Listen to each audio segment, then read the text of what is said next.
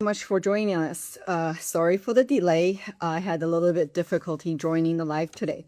So this type of live is like one of my favorites. We're going to be joined by Dawn Conder, aesthetician from Naples, Florida, who incorporates various holistic methods, including gua sha and face yoga, into her personalized approach. Dawn recently used the million marker exposure test for BPA, phthalates, and other hormone disruptors, and she bravely shared her results with her audience and noting that living a low tox lifestyle made her nervous, as she was afraid that the test would, uncover a lot of hidden exposures. So during this live, I walked on through her report, explain what her levels mean, and discuss where surprise exposure is coming from, and much more. I saw she has.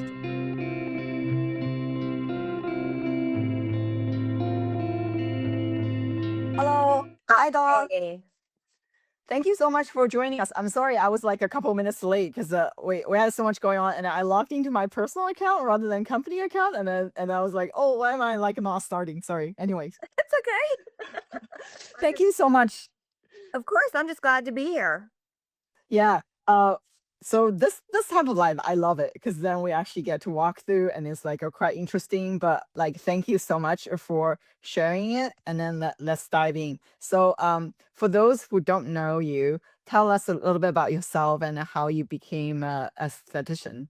Sure. So first of all, thanks so much for inviting me, Jenna. I'm so excited to be here, and I really love all the education that the Million Marker is providing around chemical exposure and having the opportunity to use the test kit and just be able to see my results was extremely enlightening. So, again, my name is Dawn Conder. I am an esthetician. I am also a mom of two adults. I've been married for 27 years and I live in Naples, Florida. So, my path to becoming an esthetician actually started in a very personal way. I've always been a little obsessed with makeup and skincare, but my real passion for clean living actually was based on a life changing event when I lost both my aunt and mom to cancer. And this really pushed me to look more closely at my lifestyle and the chemicals that I was being exposed to. And at the time, after this happened, we really kind of cleaned up our act. We were eating better, we were being more active. I thought we were doing a lot of the right things until my daughter had an almost anaphylactic reaction to drugstore makeup. And that moment really opened my eyes to how many ingredients that we are putting on our body without really knowing how they affect our health, or even questioning them. So that experience sent me on a deep dive into ingredient transparency, becoming a label reader, and also just educating myself and others on how certain chemicals of concern can affect your own health. And that journey ultimately led me to becoming an esthetician. And from the beginning, even when I was in esthetician school, I knew that I wanted to take a more holistic approach just because of the whole journey that I had personally been on. And I really thought it was just another way to not only help others to with their own skin goals, but to hopefully educate them that what you put on your skin matters. So I've always taken this approach of not just treating the surface of the skin, but supporting the whole person. And that's why I specialize in things like gua sha and with Mhm. buccal intraoral facial massage, face yoga, because these are all, techniques that support things like circulation, lymphatic flow, and just the overall health of not only your skin, but your body in a very natural way. I love it. I love it. And then you're literally like in the front line of this, interacting with client every day, and then like you had you have the time to actually really educate them, and then they will listen also. Well, I hope so. I hope I do feel that way. I feel like, and nothing lights me up more than when, one of my clients maybe posts something about how they're reading labels or, why they're choosing products. I'm like, okay, yes, they're connecting the dots. And I'm sure it's that way for you too. Yes, absolutely. We had so we run a lot of study, you know that, and we actually had study participants realizing sort of to the next level. I feel like that's the ultimate win for us. So in a report, which we can go over a little bit later, that these report actually captures your exposure within 24 to 48 hours prior you taking the test. So it's kind of like a spot check, but given people, it's really hard for people to change their behaviors. So it's kind of capturing your routine exposure. What happens is that when we run these studies, we do pre-post tests. I know you just sent in your second test, so thank you. Um, Sometimes the second test, ideally, we want to see in a study, scientific setting. Ideally, we want to see people having their level dropped, post-intervention level drop, which happens a lot. But occasionally, we would see people the second time actually spikes up. What's really interesting is that if you just look at the number, you will see, okay, oh, like what is going on? Is this a fail? Because we actually want to see it dropping. But when you actually talk to the participant, what's really interesting is that this person is able to troubleshoot what is going on with my life? Am I like traveling? Am I eating out a lot? What did I do to causing my level to go high? So it's like one level of exactly what you said is that they are actually applying, learning about this knowledge, like what they learned from the report, from the education to their lives that, okay, yes, the test is a spot check, giving you a reminder, hey, I need to like do more. And then kind of thinking about your exposure all the time. But that's exactly what we want is that people are able to troubleshoot. So next time they can be thinking about like what's causing high exposures. So yeah, exactly on the same I page. love that. I love that so much. And I feel like that's where I'm sitting right now with my report. Amazing, amazing. So you use like many like holistic methods in your work because you just mentioned a few. Like, so what does holistic living mean to you? Like, and then why is it such an important part of your service? Yeah, I love that question so much because the word holistic can mean different things to different people, right? So for me, holistic living really just means looking at the whole picture of health and, not just one piece of it. And when we're talking about our skin isn't separate from the rest of our body, right? So it's often mirroring what's happening on the inside. So when I'm working with a client, I'm not just thinking about, what I'm seeing on the surface of the skin. I'm thinking about all the things that could be happening on the inside. And, looking at, um, their lifestyle through a Mhm, holistic lens. Are you staying hydrated? Are you eating whole mhm, foods? Are you getting enough sleep? Are you moving your body? And also, critical piece, are you minimizing stress? So, all these things, are just, indirectly affect how your skin looks, how it behaves, and just how overall it is healthy. And chemical exposure fits into this mhm, conversation perfectly because what we put on our bodies really matters just as much as what we put in it. mhm. So about the test, let's dive in. So why were you nervous about taking the market exposure test? Yeah, so I was a little nervous, to be honest. I have been living this more low tox lifestyle for many years now. And, the question just kind of, popped into your mind. What if I've been doing all these things and it's just not making a difference? Or maybe I think I'm doing all the right things and I'm not concentrating on what I'm really being exposed to. So, I just had to remind myself that knowledge is power and that whatever we found in the test, it would give me the opportunity to really make better choices going forward. Absolutely. I felt the same thing when I first started. I was like, yes, I was already living. I'm passionate about this project, this topic, and then when I first started, I was testing myself. I was also very worried, like And then what if like I show my results to others? Like this is literally what I breathing in, I do every day, and then we do all the education. Like what if my levels were high? And surprisingly, like one of my tests was actually high, but I was able to troubleshoot like what is going on, and that becomes like a new strategies that we would be able to uncover for people because you learn from each other based on your exposure test, which is like pretty amazing too. Right, absolutely. So we talk about this test like all the time. So it's like really nice to hear from someone else's perspective, kind of explaining the process. So do you mind like walking us through the process of sending your sample in, like the whole process as best as you can recall?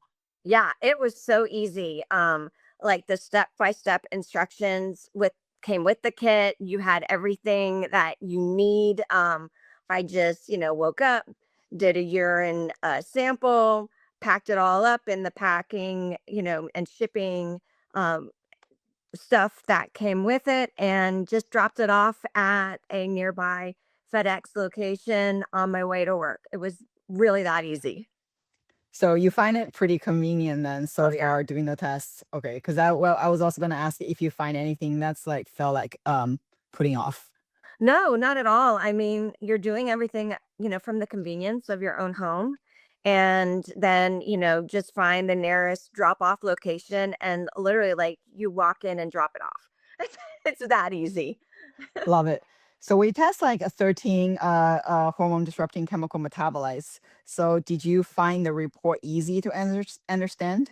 Yeah, it was super easy to understand. Not only was it really thorough, but very well laid out. It explained what you guys test for, why it matters, why these particular chemicals can be harmful to to your health, and also, you know, how your results are comparing to the US population that, have also been tested. And so I personally thought this information was easy to read. It was laid out very, very well. And I felt like all the action steps that are given in, particular, not only to your test results, but just trying to minimize exposure was really, really helpful. So what was your initial reaction when you got your own report seeing your levels? Well, immediately I was impressed with all the information as I opened it up before I got to my levels. I was like, wow, like this is really super digestible, easy to understand. Like this is very, when I read it, like it's enough science um to like really dig your teeth into, but not written in a way that it's above your head. And I loved that. I just was I think really taken aback by how much information was in it. Okay, good to know. Good to know. So we did not fail, which is really good. This is literally our probably seventh or eighth iteration version of the report since we started. It's been a long way. So we exactly what you said. We're really worried about giving too much sciencey information without people understand it. And then because all of these chemical, everyone have some exposure. It's kind of a downer, actually, like learning about your exposure because it's kind of negative, right? And then you have to do something about it. So we really tried hard to keep the tone to be optimistic. And Very. ultimately, it's not anybody's fault that you have these exposure because a lot of the exposures are coming from environment, coming from product, and product should be safe to even begin with. Yet we had to deal with this, as a regular consumer. So we really like trying to activate and then trying to encourage people because this empowerment is like so important. So I'm really glad that came through. So was there anything that was shocking to you that comes to mind? Yes. Honestly, I was so shocked to see my exposure levels to parabens because this is something I've been working on for a long time. Like, I have been choosing paraben free products. I feel like I'm pretty good at reading labels. So, when I opened up my report and saw that I was like considered moderate at a 31% in comparison to the US population, I was like, okay, I've got more work to do. Yeah, paraben is actually a really hard one. We often see, I'll just walk you through a little bit about the report. So, out of the 13 chemical metabolites we test, most of the people are actually really familiar with bisphenols, so BPA. People are very familiar with BPA. So, BPA is a category of chemicals, or bisphenols are a category of chemicals that's often used as plasticizers that makes plastic shatterproof. Obviously, a hormone disruptor, it actually mimics action of estrogen. So it's really problematic. One, people are very aware of BPA because you all often see that BPA free label on cans, on bottles, a lot of it. What's happening is the industry, since BPA has been banned in baby bottles, industry has started using alternatives. And that's the reason we test for BPS and BPF. And actually now many even EU started monitoring BPAF, BPZ, BPP. So industry can literally swap a letter with the entire alphabet or any combination of the letters that makes a molecule that would be probably, if it's not the same, as harmful as BPA or even worse. Yeah, So we test deceitful. for these. Yes, it's not great. So that's why we have to watch out. Um, the issue with some of the issue with BPA is that because we want to be cost effective in terms of for like providing a comprehensive panel, putting together, figuring out the chemistry and then the cost. So for BPA and BPF, we actually do not detect at the lowest level possible compared to say the CDC. So that means unless you're quite high, we cannot detect that whether you have it or not. So we want everyone to still, even if you see on our test that you're not detect, we still want people to take actions all the time to avoid BPA. And that's the same thing. And also given the test only covers, 24 to 48 hours, you literally want to be reducing exposure. It should be on your mind all the time. But it's great that to see we did not detect any, but that doesn't mean you should not take action to continue to avoid BPA. Phthalates and paraben are the two that we see often, all the time. We have very good detection limit for these two, but we also see these are the two that people often misses, which in your thing, your phthalates is pretty low. And then actually, I didn't see much high molecular phthalate, which is a chemical. High molecular phthalates are usually used in plastic. So, you're probably avoiding a lot of plastic in your life. You probably don't, like I could already tell, you probably don't do takeouts. You probably use your own containers, and in your kitchen you probably have glass Tupperware. Am I correct? Yep. You hit the nail on the head. And you probably never microwave plastic. Never. Never. Right. Yeah, absolutely not. And then that's exactly reflecting in your high molecular phthalates it's pretty low. Actually, you're even lower than the lowest in the national among the national average. You still have we did detect some, but compared to the national average, that you're below. You're like literally below the lowest one that we have seen. So which is Wow. really, really good. Which Okay. is really good. Glad Paraben. green check at least for one thing. Yes. So paraben, on the other hand, paraben is a really sneaky one.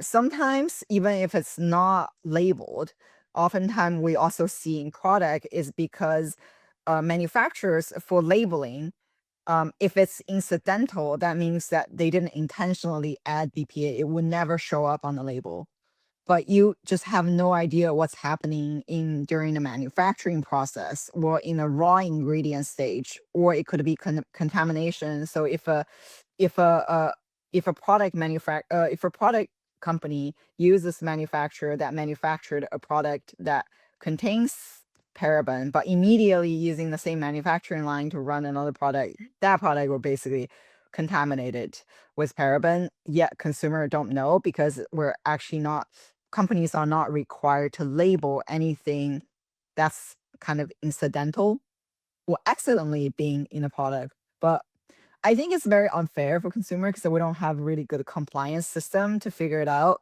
But paraben fall into one of these categories. Another one for paraben is oftentimes parabens are used in over the counter medicinal creams. That's the one area that we have seen it's really hard for people to avoid. We had customers or study participants use these over-the-counter medicinal creams like hydrocortisone cream for eczema or for something. That's really hard. I actually have not seen many of these medicinal creams that formulated without paraben. But the good news here is that yes, you have some paraben, but it's methylparaben. So we test for four parabens: it's methyl, ethyl, propyl, and butyl, and they actually increase in toxicity. So if you're like being exposed to paraben, you actually want it to be methylparaben rather than Okay. other parabens because other parabens are way more toxic. The increase in toxicity, butylparaben is the most toxic. Wow. I So just it's learned very I just learned something big right there. yeah, very, very, very sneaky one. And oftentimes they also being putting packaged food sometimes as a preservative as well, even at a small amount. So it's a really sneaky one. So for this one, again, I think you're already doing a really good job reading, still making sure reading labels. One tip we often tell people is it's very actually really hard for brands to even control their manufacturing line if they use a contract manufacturer, especially they're small. And we often a tip that I usually tell my family and friends is use a variety of product. You should always read labels, but use a variety of product rather than stick to like one product.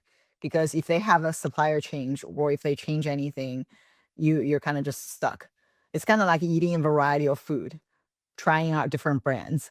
So that's the, like one tip that we usually give to That's a great folks. tip. That's a great tip. Yeah, and yeah, obviously, then reading labels is extremely important. And then we're hoping we will be testing more product. We are slowly expanding on actually testing products. So hopefully, in the future, we'll be able to give more insights to people who are actually using our test kit or just to the public with more information, and then also helping brands to clean up. That's great. That's great. Yeah. So, okay, one more question. So, wanted to like, it's so like I kind of meant to ask you about your like high molecular lethality. We know you're already doing a lot of good stuff for low molecular lethality, which is usually in personal care products, flexible plastic, and also fragrance. You also have like fairly low levels, very very it's very low. So tell us like why do you think you have low levels? I think it's probably not any one thing. I think it's a combination just of the things that I avoid. Everything that you just mentioned. We don't store food here in my house in plastic. If we do have takeout, we're not heating it up in the microwave. I do try to avoid, drinking out of any kind of plastic bottles and all of that. But I also avoid um fragrances. I have, any to me, not only just for my own health, but as an esthetician, any product, personal care product that has the word fragrance for me personally is a no-go simply because, that one term can mean it has a plethora of ingredients in there and they don't have to list them. So without knowing what those are, that's just like it's not worth the risk to me. So I've been avoiding really probably for I don't know over 10 years any products with fragrance in them. And that's not just like the products I put on my body, but also in my home. We don't do like the plugins or anything like that. I think I'm just very mindful of, fragrance, making sure I'm using products without fragrance, parabens. I tried, the best that I can to my knowledge in that area and, phthalates as well. So I think it's little steps, some things have happened over time, like I started with fragrance and then, as time went on and I learned, once you know more, you do better. And that's just, kind of my approach, not necessarily, perfection. but just, doing better as you learn more. Absolutely, absolutely. That's also exactly the tip we give to everyone is like start small, don't get overwhelmed because the moment you get overwhelmed, then you freak and then you don't do Right. anything, which Right. is like more problematic. But we also don't want people to be so stressed out about it that you increase your cortisol level, and that's so bad for like a hormone to have high levels. So we don't want that to happen either. Exactly. No, right? It's all about balance. I feel like if I had, one tip, it would be that. It is really, just knowing that, living this kind of lifestyle doesn't have to mean all or nothing. It's about Mhm. balance. Love it. Do you have any other questions about the results or your report? No, I mean, I feel like, you've done such a good job walking it through, with me here today. And also, just the report itself is really so thorough. So I don't think so. Okay, now I actually want to ask you about your service because Oh, we need more people like you on the front line to actually educating people about it, and then it's because it's like so important, and then also setting examples because you're practicing this, and then people can actually see it. So I love this. So I want to ask you about your service and th- um tell us a little bit about like gua sha and face yoga. sure, sure. So I love gua sha and face yoga so much. If you pull me in a corner and ask me about it, I could talk for hours. But in a nutshell, both have been around for centuries, and their natural techniques. Gua sha is rooted in, traditional Chinese medicine, and face yoga is rooted more in Ayurvedic practices. But both can be used to gently stimulate lymphatic flow, circulation, which are beautiful holistic approaches to healthy skin, to anti aging. And they're both things that you can do in the privacy of your own home to support your own skin health. So I love doing, these practices in the treatment room in facials, but I also love teaching people how they can incorporate it into their own home care routine so that they can have, beautiful skin, not just after a facial, but at home as well. Is that why you have such beautiful skin? Oh, you're so sweet. I definitely practice both of these. Have been doing both of them for a really long time.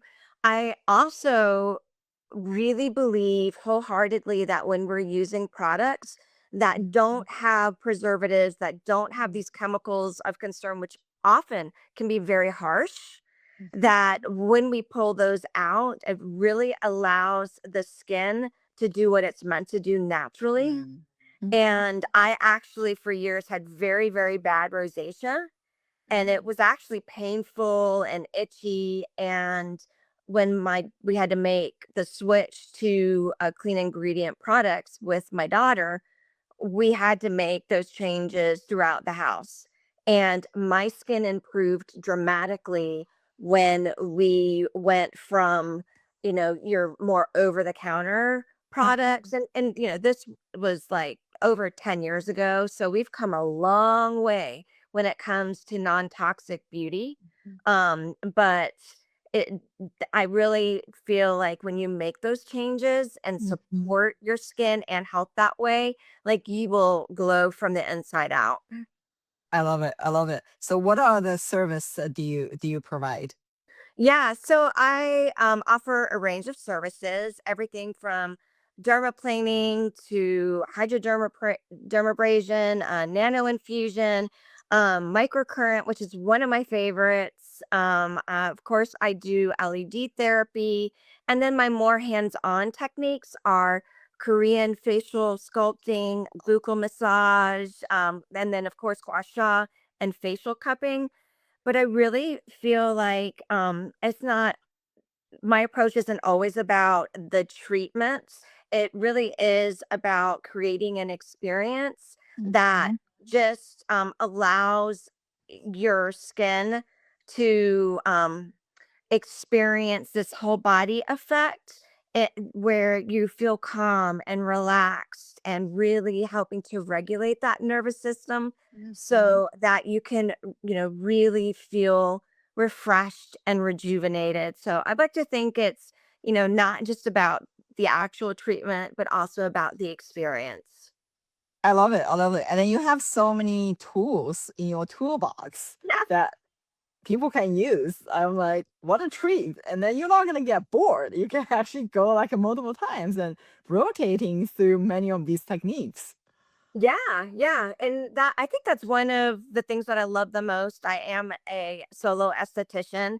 And so I have my own, little practice, but I get to customize each facial based on what's going on with that person, not only with their skin that day, but also Mhm. kind of what's going on emotionally with them. And, sometimes we have a little more like fast paced flow that's planned, and then you can tell that we just maybe need to switch it up and change products, do something less aggressive and just a little more soothing and calming. And I think that's one of my favorite things that I like about what I do is that I do, in the moment, I can change up what needs to be done based on what's going on that day.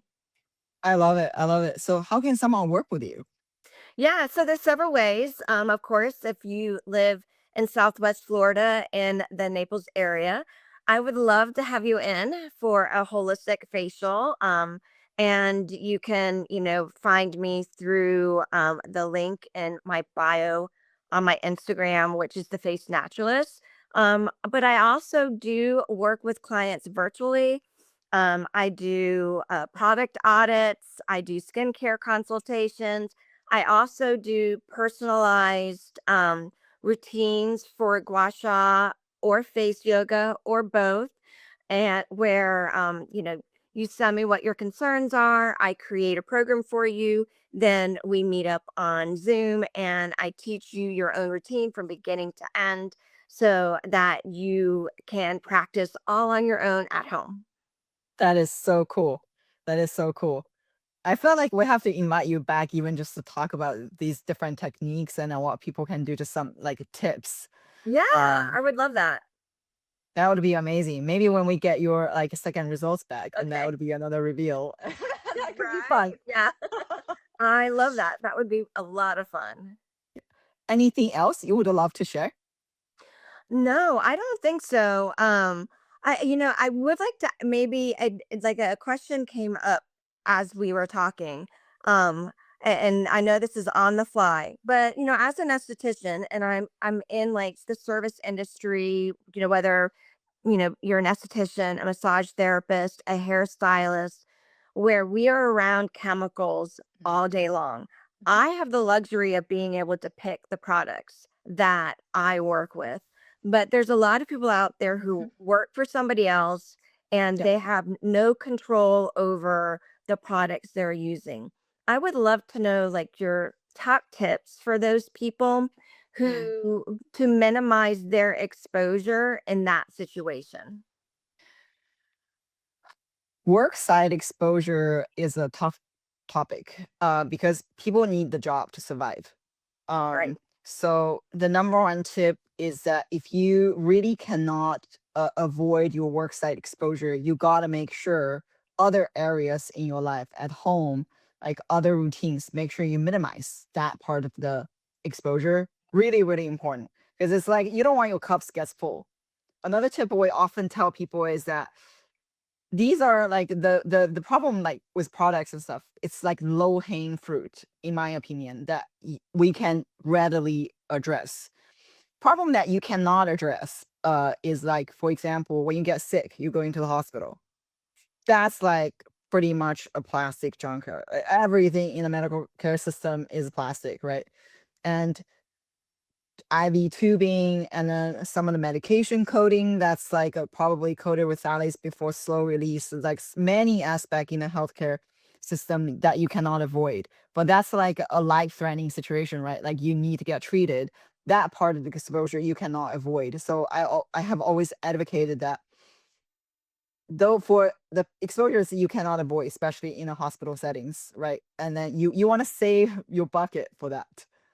So anything that you can have control over, you want to be minimizing. So for people who have work site exposure, making sure in your home you're not adding on extra exposures, and always also changing clothes, taking a shower before you get home, because these exposure could be on your shoes, on your clothing, and then you bring it home, and then you don't want that to happen.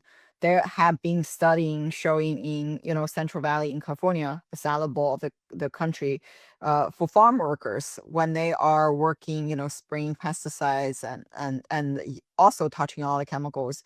One really effective intervention we have seen is simply changing clothes. Don't wear shoes in a house. So then they don't bring that extra exposure from work site to home, that's re-exposing themselves and also their families. So that's really important. And then the third thing is that I want to say that this is more like a collective action, right? So I feel like there is still power in people's hand. If you see at your work site exposure, maybe you can advocate to your boss or collectively your other coworker to advocate. So we also have seen a really effective intervention, say in nail salon, is to have ventilation, to have an air filter, have proper ventilation. So at least you eliminate some of the volatile VOCs that's in nail and hair product actually, to mitigate that part of the exposure. And then the other part is, yeah, again, advocating with your bosses or just your own practice to actually carry safer products. So again, starting small. So I think like having people swap is really hard, and customers actually care a lot about pricing and performance. Mhm. Sometimes the really green product doesn't work for them. They don't want to change, right? That's also Right. a really hard one. But I think starting small, another tip that we often tell people, especially for people like to do their nails. So nail products, in my opinions, are one of the worst. There are better nail polishes coming up. So then one tip we have, if you're gonna do your nail every single week, how about do it every other week? Right. Right? And drop that frequency of like the exposure you would be getting. So that's another one. So for people, again, people working in the have no choice but had to work, is advocating for better product, even just like starting with one better product, right? So it's also like the front line also educating their client about, hey, this product is potentially way better for you. And then if the clients start using better product, then that also decreases exposure of people who are actually applying as their job of the product. Those are such great tips. Really, really just, I think very, you know, basically controlling what you can control and then trying to advocate for yourself, advocate for your clients as well. I think those are just Mhm. great tips. Yeah, yeah, I'm so glad. We really appreciate everything you do, Oh, so thanks. that more people will actually know this information and then change their lifestyle. Right, right. No, I so appreciate you having me on today. This was a lot of fun, and thank you again. We'll see you soon. Have a Thanks. great day. You too. Bye. Bye.